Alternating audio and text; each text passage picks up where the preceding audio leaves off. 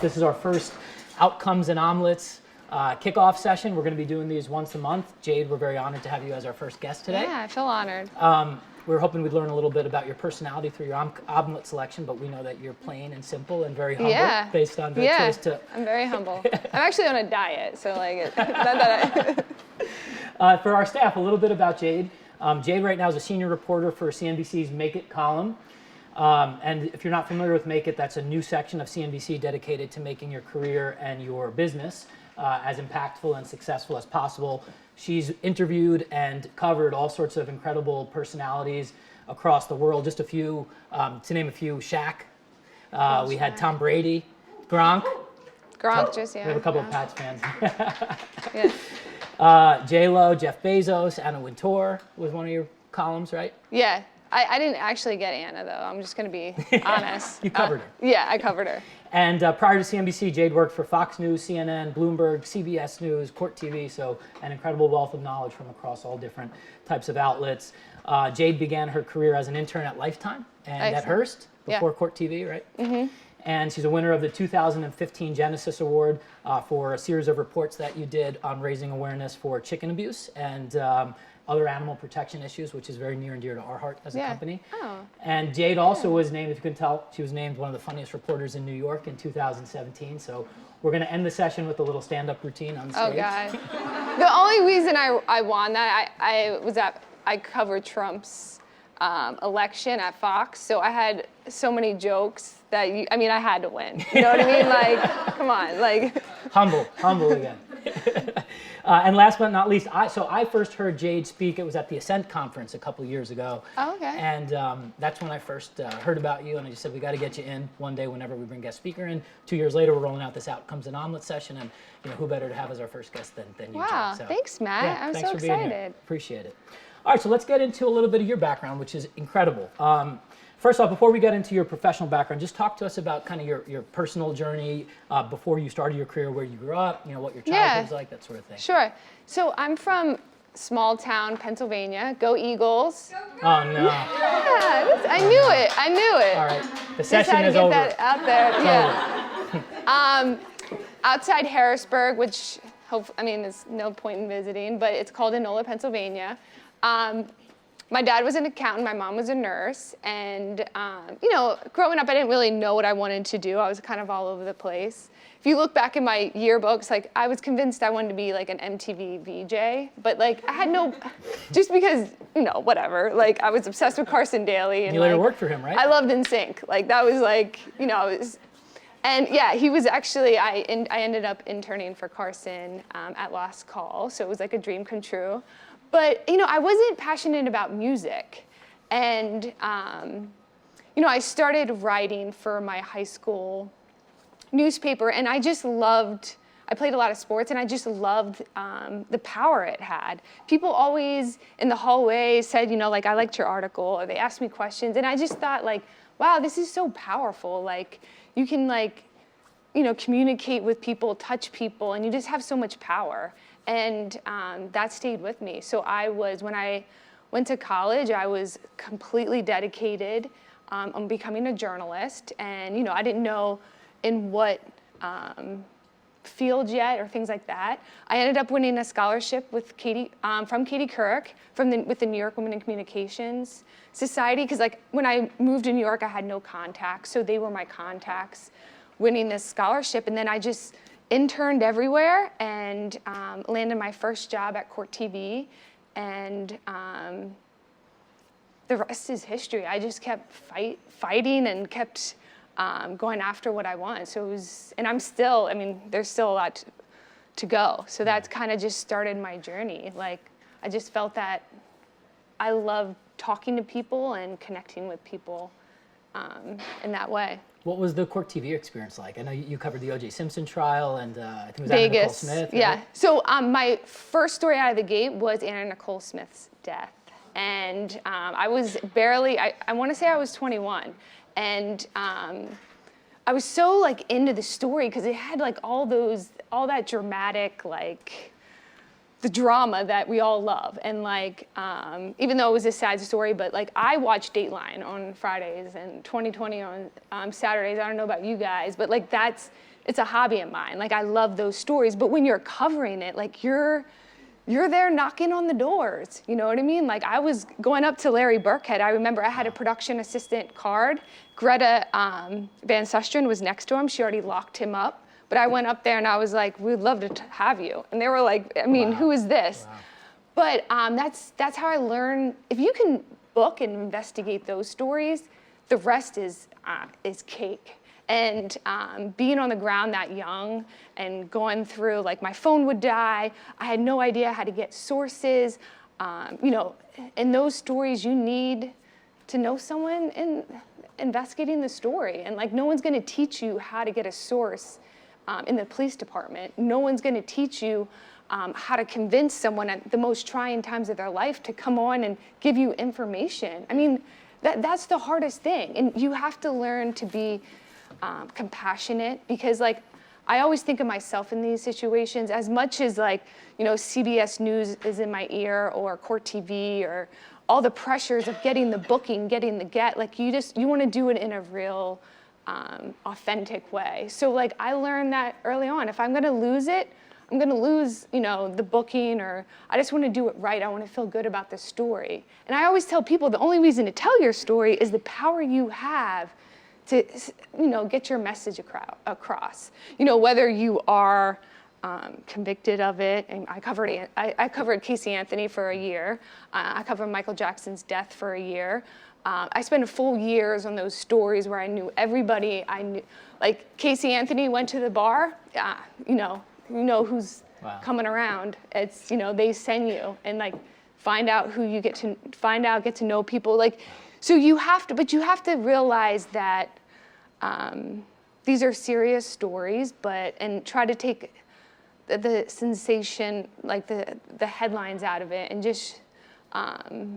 Which is the hardest part of the job, especially in those type things. So, yeah, I learned a lot. I think my first two jobs, Court TV, and then I got recruited to CBS News, where I had a bag under my desk, because there's a story, you grab it and you go. And it's so exciting, and I love it that I did it at, you know, 23, 24, because like now I'm like, I don't know, like I got things to do, like I'm tired, you know, like, but so, early on, like I love that type of the job, but you don't sleep.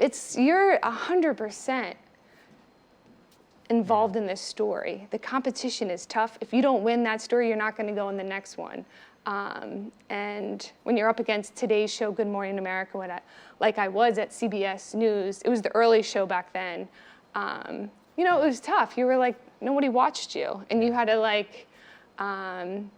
I remember the Captain Phillips story. I was one of the first people, you know, he was held hostage by pirates.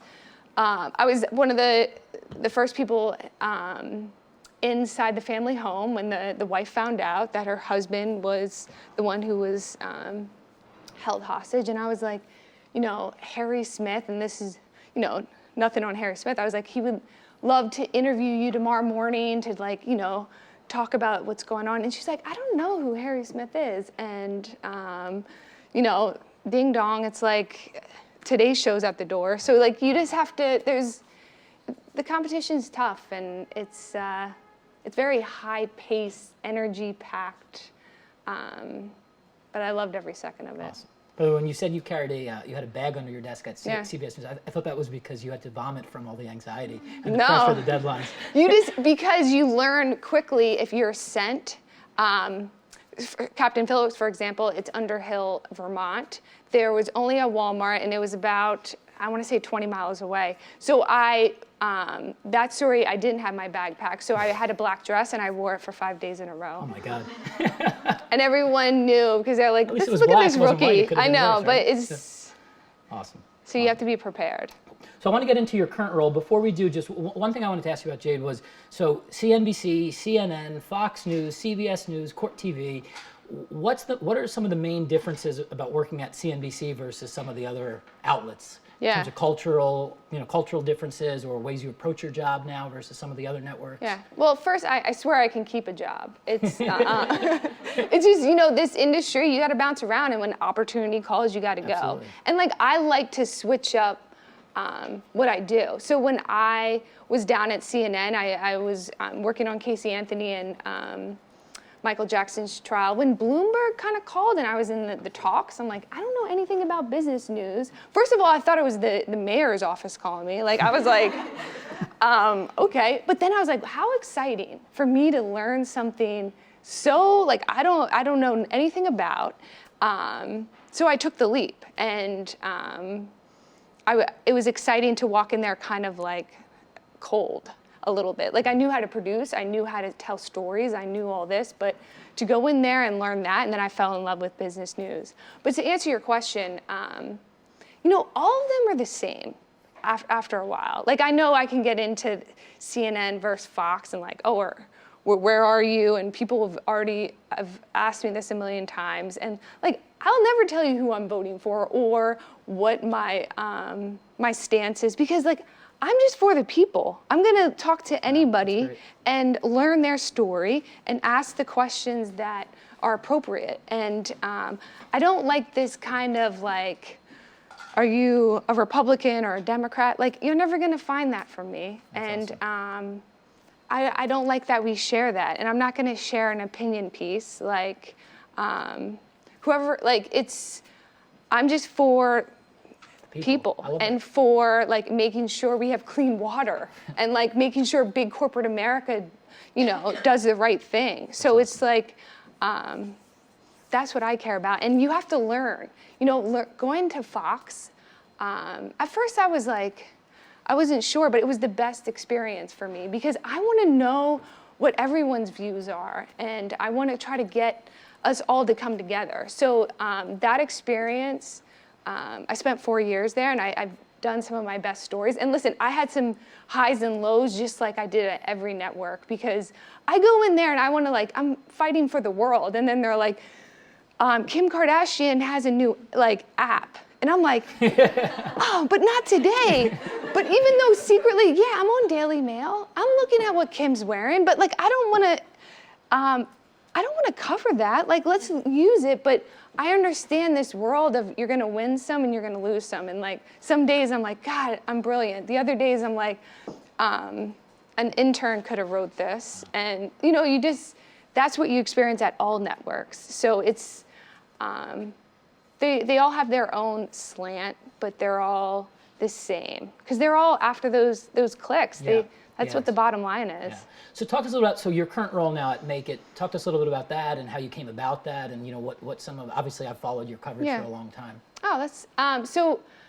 I've always covered harder news stories, and always had that hard edge to me with the stuff that I've covered. So when CNBC Make It came along, this is about self-help, and I read a lot of self-help books. I'm always looking to get that edge of how I can be better, what I can do to be healthier, be smarter, blah, blah, blah. So when the idea of interviewing CEOs, celebrities about how they did it, and not what your earnings are or this or that, just finding out the secrets to their success. And it's been very light for me, the content, but I've been very enriched. And in your career, you're gonna go through some hills of some highs, but you can't stay there all the time. You're gonna take a minute and now I focus on my writing, and I focus on just finding that to help people out. Because people like to read our stories, and they want to know, we all want to know how we can get better.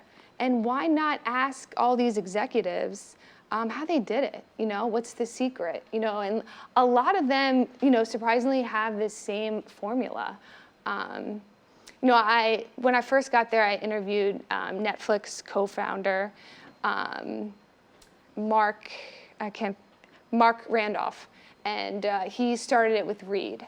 And he told me, Jade, I had no passion about movies or entertainment or television. He's like, we saw what Jeff Bezos was doing, and we were both out of a job, and we were just trying to think of an idea that we could capitalize off of his momentum.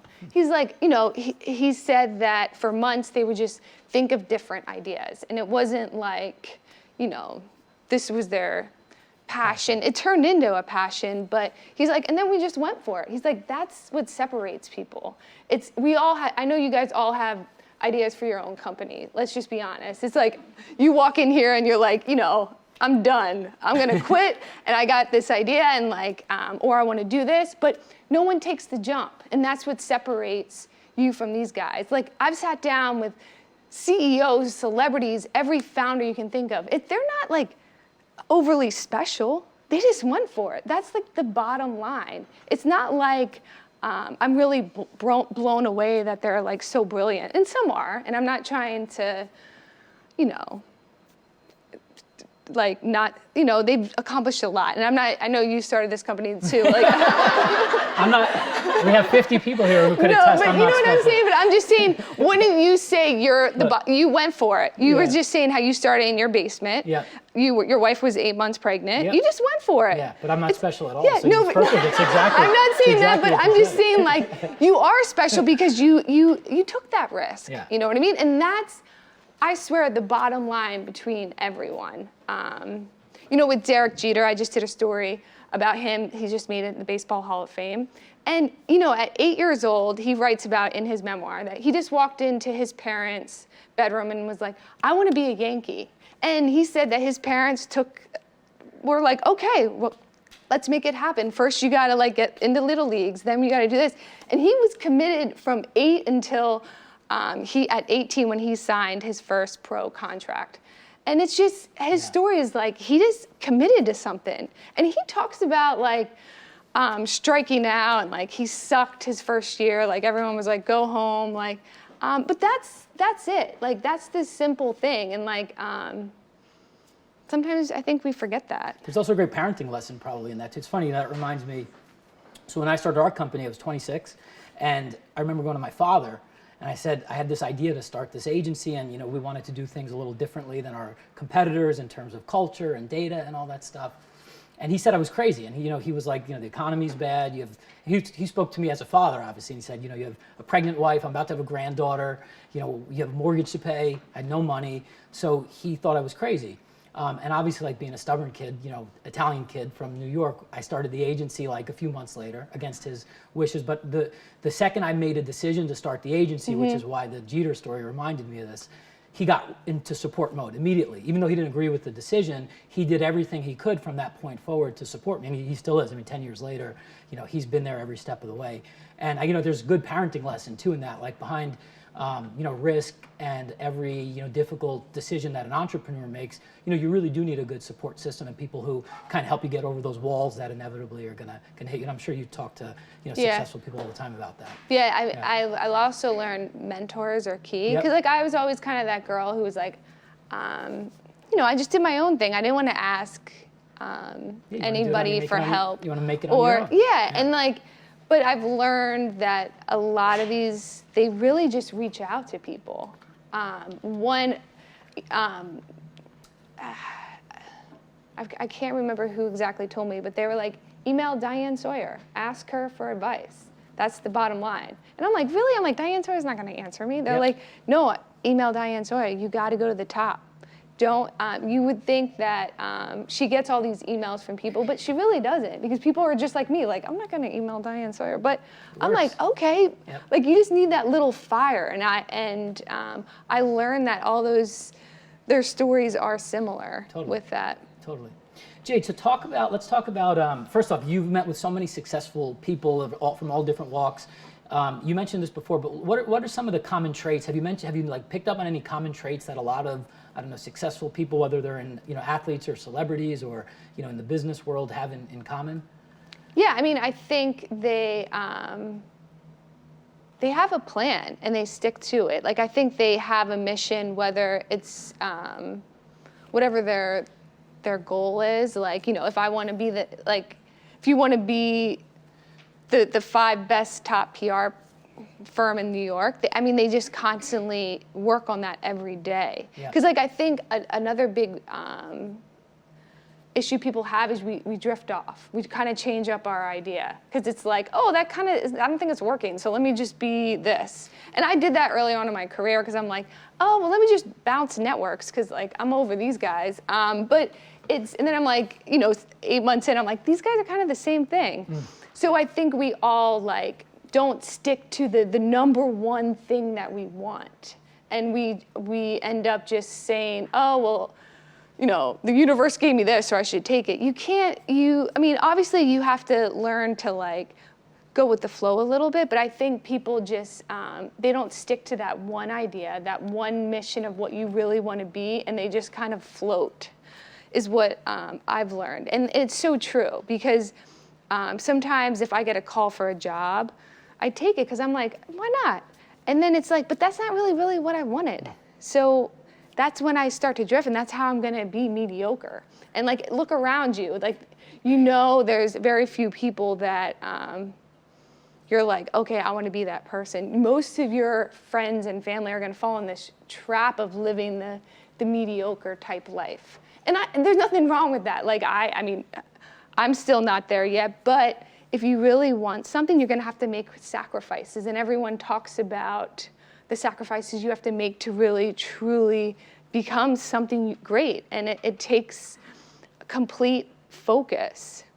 So I think that's what I learned, is that complete focus on the one major thing you want. Yeah, it's so true. And it's funny because a lot of the least sexy words are actually the most important words to build a successful career, like things like discipline and rigor and accountability. And you kind of look at things like innovation and someone who's a visionary, but behind all of that stuff is really a very unsexy but necessary process that they go through, and like you said, with 100% commitment to hitting their vision.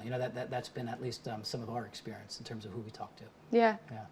What about, Jade? Talk to us a little bit about, first off, I want to get into, we have some cool kind of N6A custom questions for you that we want to get into. Before we do that, talk to us about if we have anybody here who's watching or listening who wants to go into journalism or potentially be an on-air talent, what are some tips you would give them to make them a successful person, in my seat as the interviewer, which obviously I'm not very good at? Yeah, oh no, please. I think this might not be great advice, but especially to be different in this field, because people always are like, especially at Fox, my coworkers are like, I can't believe you asked that. Oh my God. And I'm like, listen, I know don't burn bridges. They're not going to talk to you ever again. Like, I get it. But like, I'm not trying to get a massive headline. I just want to ask real questions. When Tyson Foods CEO gave me followed your whole coverage of that, the first interview, I asked about factory farming. I asked let's get to the bottom line. We all know the problems we're having. You're the major producer of chicken. Like, do you go to these factory farms? Do you see You're making me very nervous. You know what I mean? Like that, and it's he was on one of the anchors show before that, and they just asked him about earnings and things like that. And come on, let's get to the bottom line. Enough is enough, We were just talking about that with the CBD product too, right? Yeah, well, yeah, CBD, I do the beverage, right? Yeah. No, because a lot of, we were talking about every day of my life, someone has a CBD product, cream, drinking it, putting it on their body. But I asked someone who has a drink that they're selling, he's a popular name. I said, is this okay for kids, 8-year-old kids who idolize you? Is it cool for them just to drink a couple CBD drinks to help with pain? And it's kind of like, well, if they're 18 years or older, I'm like, do you see that on the bottle? Because let's just bottom line it. Kids are gonna say, okay, well, I need this. Do they? There's just a lot of gray area there. And it's not like I want to say it's bad. I'm just saying let's talk about it, because in society, we've all fell into the trap of GMOs are good for us, until like the reports come out, it's like, oh my God, we've been eating them for 20 years, they're not, or this or that. Like, our job is to ask real questions and go for it. Like, if someone doesn't want to speak to me again because I asked them a real question, then that's the only thing. I think it's just being, taking your work serious and really asking the questions, not in a bad way, but in a real way. Because anybody who watches an interview of a CEO who's getting the real questions, you're going to have more respect for that company and for their products, because they're able to answer the questions. Yeah. So that's my advice for journalism, because I hope it changes. And like, let's just be real and ask real questions. Awesome. Amen. Let's talk about. I have a couple questions. Who's the most interesting person you've ever interviewed? I mean, it's a tough question, because like I think I take one from every place I've worked, and I want to bring up, like, so a couple months ago I had the first sit down with Whole Foods CEO, and he was the first company to allow Beyond Meat into the stores. And like, we've seen the boom, everybody's talking about it, like, all right, this is great for the environment, blah, blah, blah, blah. So I just asked him, he's a vegan, and I asked him, what do you think? You allowed it, and like, look at it, the best IPO last year. And he's like, I wouldn't eat it. And he's like, I don't think Americans should eat it. And the story's out there because of how processed it is. And people aren't getting that, because a lot of people are just eating this now. How we do things, like, we don't just eat, we overconsume, and we all do it. And like, people who want to be healthy are just like, okay, let me get this, but they don't realize it's processed. So he wasn't trying to like say don't eat it. He's just letting people know, like, if you like meat, sometimes it's okay once in a while, but like, this isn't a replacement for eat this 3 times a day like you would normally in meat. And he was honest and real, and the story went everywhere, but people took it out of context that he was trying to, take down Beyond Meat, but it wasn't that. He was just having a real conversation about it, and it opened people's eyes up that, like, okay, so this is an alternative, but it's not an alternative of, over consuming that, because it's not exactly better for our health, but it is better for our environment, so it's a step. So I enjoyed that one the most from CNBC. I've only been there 6 months. Tyson Foods CEO. Yeah, that was at Fox News, yeah, right? we talked about, General Mills CEO, because I asked him about chemicals and stories. But my all-time favorite interviews I've ever done is, and Monsanto at the time, gave me some executives to talk about GMOs, because I was very passionate about that and Roundup and the link to cancer. So I did probably like 20 articles. It got to a point where, like, if I pitched it, like, my boss would like light up like a Christmas tree, because she's like, do not stop mentioning these stories. But I just thought, like, I felt a burden over my shoulder that, like, we gotta keep reporting about this. Like, so I think those type stories are what excite me. Awesome. Was anyone particularly funny that you interviewed? Anyone who comes to mind as funny? I remember Martha Stewart. That was funny. Not being funny, but like, I remember this feeling in my gut when I walked into her office, because the office was the temperature in the room was off, and she knew it immediately. Wow. And she was like, the temperature's off, and people, went, and I was like, oh my God, like, so like, that was a surreal moment when I first. Where'd you meet her? I interviewed her at her office, and we spent 40 minutes together, and it took me a long time to book. She actually agreed to it on a Friday, and the interview, they said Saturday morning at I think it was I had to be there at 9 o'clock or 8 o'clock, which I had off on Saturdays, but I pulled an all-nighter. I went there. And it was just, I think growing up with her, my grandmother loved her, and my mom. So it was just surreal that I got that opportunity, a one-on-one.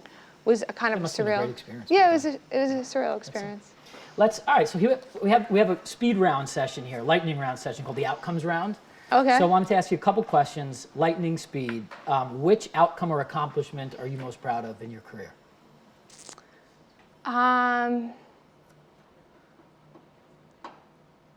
Yeah. It's not the funniest reporter in New York, not that one? No, it was definitely hard to do. Like that was like 5 minutes up there was like, I think like hosting the collision, you know, I would do like 10 interviews a day and like just, we pumped out so much material, but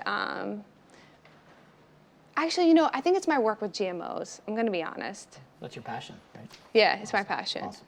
What you can't say impeachment, by the way. What's been the biggest story of 2020 so far in your mind? Gosh, there's so much. I can't say it. Okay. Well, now that I cover like self-help, that like for me, I don't get to. So far in 2020. It's only been, I mean, I think that the that Boeing plane crash. Sure. I mean, like just getting all the details about that, because you know, I actually thought I was like, oh my God, like I'm never flying a Boeing again. But then when like those details emerged, I think that story hit me the most in 2020. Yeah, that's true. What you've been to quite a few cities throughout the world. What's your favorite city in the world, including New York, obviously? Marrakesh. Marrakesh. Yeah. When did you go there for the first time? Last September. For personal or personal? Business? Yeah, I personally like to travel. Awesome. Yeah. Awesome. Yeah, you just did the Bermuda Triangle Marathon. You're telling me, right? Yeah. Guilty pleasure? Guilty pleasure. I mean, God, I don't know. Like wine. Like. There's nothing guilty about that. Yeah, I don't know. So 2 questions that I ask everyone in the interview process, every candidate we meet. One person who you want to make proud in your career, and one person who you want to prove wrong. Probably my mom, because like anything I do, she's just like, oh, that's cool. Like it's never like, you know how your mom is just like, she doesn't ever, like, I can't wow her. I just can't. Prove wrong. There's so many, because this business, they try to cut you. Yeah, sure. And you know, like especially when you send out your reel and things like that. There was a pretty high-ranking person who looked at my reel like maybe 3 or 4 years ago, and she told me I need a massive makeover, and that. Like I look like I belong in like a sitcom, like a TV like teeny bopper sitcom. Wow. So like, and it was cold, but like, you know, I took it and I just was like, I mean, listen, there was a lot of issues wrong with my reel, and I get it, but like, she was pretty. Let's go prove her wrong. Yeah, I know, right? So we do a personality survey before we hire any employee at N6A. It's kind of custom to our culture and whatnot. So I wanted to ask you 3 questions from this just to get to know you a little bit better. Which of the following cars best describes how you like to work? Cadillac Escalade, which is the boss of the road, calls all the shots. It's respected by everyone. It dictates the rules and the traffic patterns. Dodge minivan, which is steady, reliable, unassuming, no frills, but you know you can depend on it to get from point A to point B. Based on your omelet selection, I think that's going to be the front runner. Yeah. The Ford Fusion, which was the Edmunds car of the year, but nobody knows it. Okay. The Mercedes, there's a premium to drive it, but the quality and performance will be worth it in the end. A Mini Cooper, a little quirky, but stands out on the road. A Porsche, which goes to 0 to 60 in no time. Requires lots of maintenance and upkeep, but it's fun as hell while it lasts. Or last but not least, this is a couple years old, so the Tesla, which at the time was the car of the future. Invest now, get ahead of the crowd. You might not see many on the road today, but just wait until tomorrow. Yeah, I'm the Mini Cooper. The Mini. Yeah. I was going to guess the minivan. No, like I'm a little quirky, and I just do my own thing, and that's how I've always been.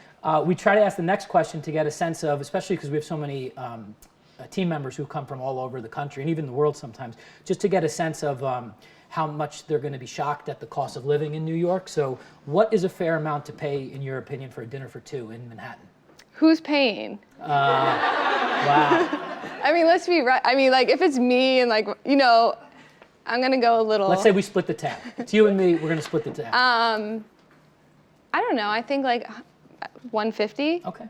I don't think there's a right or wrong. Yeah. Just no. if a candidate comes in and says like 1099, then. No, but if it's date night, let's do it. You know what I mean? Like. What's something that you like to do to find peace and to clear your mind? Oh, I'm a workout junkie. So like I love working out. I mean, I do everything and anything. Awesome. So these are all places that are we've sent our top performers in the company. Out of these places, which would be the place you'd most like to visit? Aruba or revisit? Aruba, Barcelona, Caribbean cruise, Casablanca, Santorini, Paris, Rio, or Rome? Well, the only place I haven't been to is Rio. Oh. So Rio, I guess, Yeah, is by Rio. default. Yeah. And the last You question. should get more exotic on those answers, right? Well, Marrakesh, now we'll maybe put Oh, that yeah. on. If your friends had to assign a Twitter hashtag to you, what would it be? I always say, do you. Like I'm always like, when people ask me like, oh, like, you know, when like a question about like, what should I do? I'm like, do you. I'm always like, it's like, I feel like that's my philosophy on life. I just do what feels right. That's awesome. And like, I don't really care what people think. Good. I was gonna give you Quirky Jade, but that's a good one too. I know, right? Anyway, Jade, Maybe. thanks so much Hey, for thank this. Yeah, you. awesome. It's A round fun. of applause for Thank Jade. you, guys. By the way, do you have another 5 minutes or so just for a few questions from the staff? Yeah, I'm sure they're Awesome. all probably running Awesome. back. No, I'm kidding. Questions for Jade, guys? Jordan, you look like you have a question. I did. I didn't want to like monopolize. I talk too much. So, okay. Is there like a speaker? No, just I'm going up to the mic. No, Oh, okay. Thank you so much for being here, Jade. One question that I get asked a lot in interviews, and I used to get stumped on it, but then I got better at it. Yeah. Like, so who do you admire the most in your field? Like, who is like a reporter, like either today or all time? Like, who do you respect the most? I'd also love to hear who you like don't like, but you don't have to. But you don't have to answer that part if you're uncomfortable. Yeah. All right, thank you. So, yeah, no, I mean, Leslie Stahl, like, I'm a 60 Minutes type girl. I mean, if you look at her career and, like, how she interviews, I mean, look at her Trump interview, I think, like, was it early last year or maybe, I mean, look how she interviewed him, and then you look at, like, some other people, and you know what I mean? Like, and it's just who agreed to, like, the narrative. And like that's when I lose respect. And there's a lot of people I know who agree to a narrative. Like if you're gonna get a Donald Trump, like he has to be prepared to answer everything. And there's no agreeing. Don't ask me this and don't ask me this or that. And like I know some anchors who agree to that. And like I'm like lost. Can't mention their names, but well, we know who we want to prove wrong. That's yeah, but like I like Leslie because she's not about the Hollywood of it. She's not about like the hair, the makeup. She's a journalist. She's just out there for the story. She doesn't care what she looks like. So I have respect for someone like that with that career. Awesome. Questions, guys? Sean? Yeah. Do you do anything in particular to sort of prepare for interviews? Do you have a process? Do you sort of do a deep Yeah. dive? Or, and if so, like, how do you ensure that you're kind of getting useful, newsworthy information out of your interview subject? Yeah, I mean, this is the hardest part of the job. But yeah, I mean, if I have a big get, and I'm actually about to close in on one here shortly, but for, a Tyson Foods or a General Mills, I don't really go do deep dives on celebrities just because, like, I don't care. Like, I mean, how are you gonna what are we talking about here? Like, you know what I mean? Unless you have a knowledge to add to that can help change the world. But with, big executives like that, I mean, I research everything. I spend up to two days just constantly reviewing my notes, and I write out my dream interview. But you got to throw it away once you sit down with them, because you just got to kind of go in there with that one thing you 100% want to get out of them.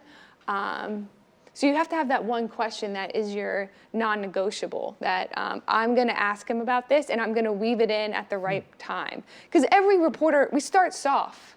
Come on. I mean, it's just warming up, like, hey, you look great, you know? Like, love you. You are the best CEO I've ever met. And then it's like, when they start to lighten up, it's like, you kind of do it like towards the end, because you want to end soft too, because they're going to think, Yeah. was that a bad interview? Did I say something? But like, no, you're ending so soft that they have no idea. But like towards the middle, you want to ask you want to get the real question.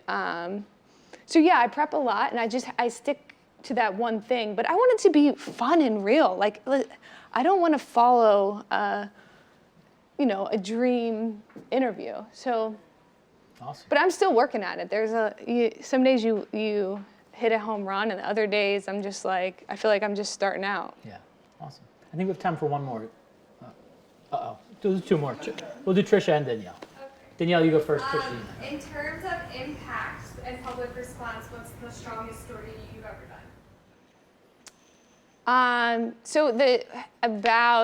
I did a lot of stories. That's why he mentioned the Guinness Award about the caged egg movement and the chicken. So it was probably like 3 years ago, because like everyone, we all want to buy these cage-free eggs, and but they're not really cage-free. You know what I mean? So I did a lot of stories about that movement, and like educating people about what's really happening and with these chickens and your eggs, and like who's the best person to buy from. And then the Humane Society gave me an award for it, because it was I just started at Fox, and it's not like a Fox story necessarily, but like they were trending, so they just let me do it. But everyone was like, what are we covering here? And I was so passionate, I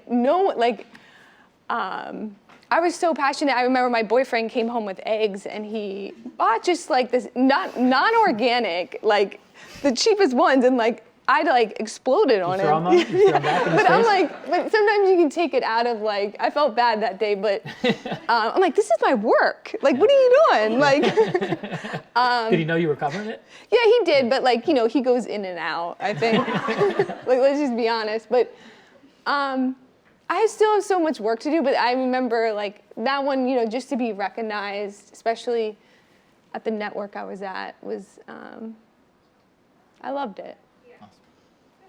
Trish, I think you have one? Yeah, obviously the journalism industry has changed so much over the last 5 or 10 years. What would be the one thing you wish you could see in the future in 5 years for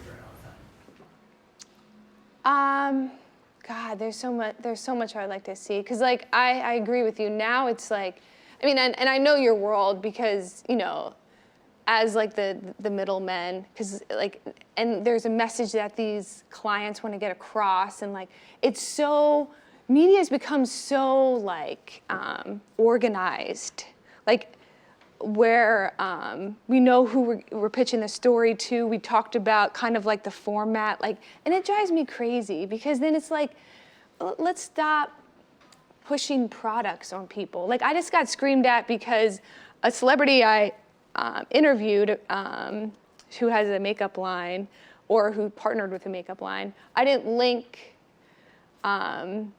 the website so they can buy from. And I'm like, what do you think this, I'm like, I'm not Amazon. Like, I mean, I put it in there. I agreed to that. And I know this, no one's going to pitch me here. I get it. But I'm like, come on. Like, do we really have to say, oh, here, it's $6.99, click here. Like, I mean, my God, like, let's give it a rest. If people understand why she started this, because she wanted clean ingredients, like, let it be natural. Let the people, like, they can go out of that page and research it. Like, I'm like, give me a minute. Like, you know what I mean?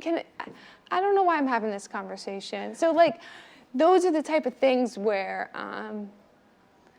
yeah, I don't like this product placement type journalism world where, you have to put this line in the story. And I know that's what you guys do, but like, I would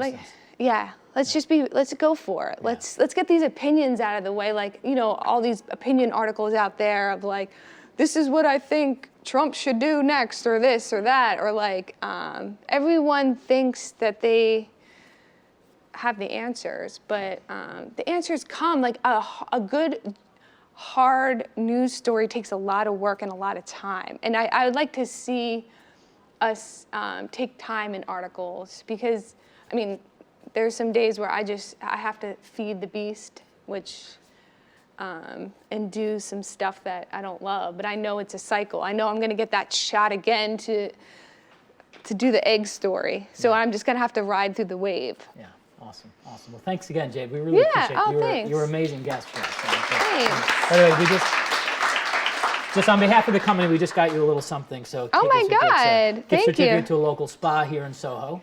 Oh, I can't accept this. No, but should we give it away? I literally. So anyway, well, thank you very much for coming. Yeah. This was really Thank you. Thank you so Thanks much. again to Jade for coming. Thank you, guys. Thanks.